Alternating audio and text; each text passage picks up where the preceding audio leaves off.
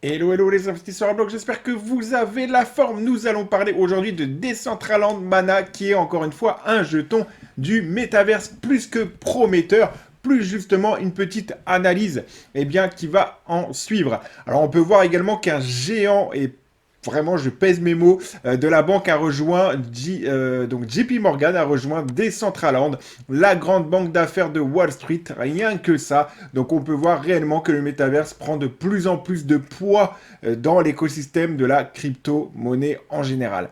Alors, comme on peut le voir à l'occasion de la publication d'un rapport d'études sur les métaverses, JP Morgan a dévoilé son nouveau salon dans le métaverse de Decentraland Mana. C'est plus précisément d'Onyx, sa vision blockchain dont il s'agit, ce qui en fait la première banque majeure disposant d'un pied-à-terre dans cette industrie. Et encore une fois, les gens qui travaillent dans cette banque, croyez-moi, ce ne sont pas des idiots, ce sont vraiment des personnes qui savent ce qu'elles font. Ne nous sommes pas ici pour suggérer que le métaverse tel que nous le connaissons aujourd'hui prendra le dessus sur toutes les interactions humaines, mais plutôt pour explorer les nombreuses opportunités passionnantes qu'il présente pour les consommateurs et les marques, bien évidemment. Il y a les grosses marques qui vont, donc il faut bien aussi que les banques soient présentes. Alors en effet, selon les prévisions de JP Morgan, les dépenses publicitaires pèseront plus de 18 milliards de dollars en 2027 dans ce secteur. 18 milliards. Donc la banque observe également que les prix parcelles ont doublé en l'espace de 6 mois l'année dernière, passant de 6 000 en moyenne à 12 000 en décembre pour les 4 principaux métaverses blockchain, Decentraland, The Sandbox, Somnium, Space et Crypto Voxel.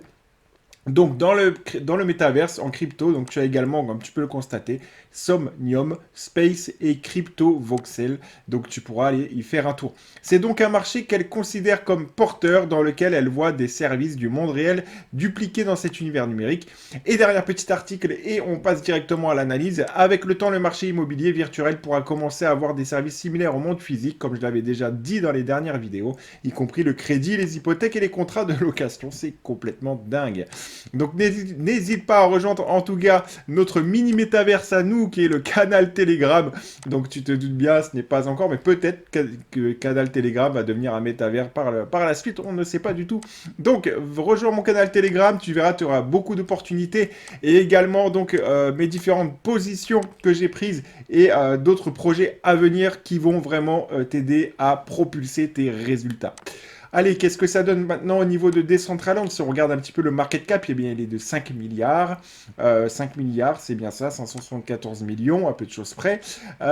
Donc ensuite, on peut voir également donc, la circulating supply qui a 1 milliard de jetons pour un total de 2 milliards, 3 milliards, on va dire. Donc voilà, donc ça reste vraiment, on va dire, correct au niveau justement de l'émission de jetons qu'il y a dans le marché en général. Et si on fait un peu de trading view, on va regarder un petit peu en 4 heures ce que cela donne et on va analyser tout ça.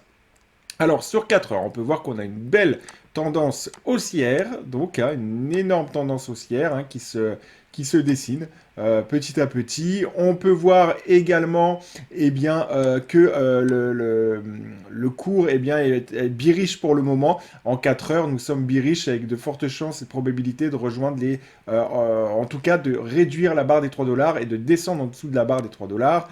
En daily, nous pouvons voir également donc que le marché continue de corriger, bien qu'il y ait des signaux encourageants sur les volumes vendeurs qui se réduisent donc avec potentiellement un retour de volume acheteur en daily. Donc très court terme baissier.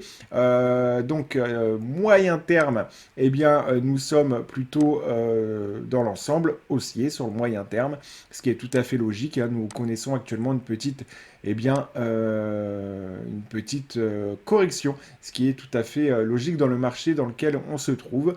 Voilà, donc une excellente opportunité d'entrée sur un mois. Nous avons justement quand même d'excellents signaux bullish. Donc sur très court terme, encore une fois, baissier, sur le moyen long terme, haussier, rien ne nous étonne, le métaverse est de toute manière haussier en général. Donc avec un gros potentiel, si on regarde, tu peux déjà faire un x2 facilement sur le moyen long terme. Ça n'arrivera pas demain, c'est pas ce que je suis en train de dire. Voilà, donc pour tout cela, n'hésite pas encore une fois à t'abonner, à liker, à activer la petite cloche de notification. Et je te dis à très bientôt pour de prochaines vidéos. Ciao.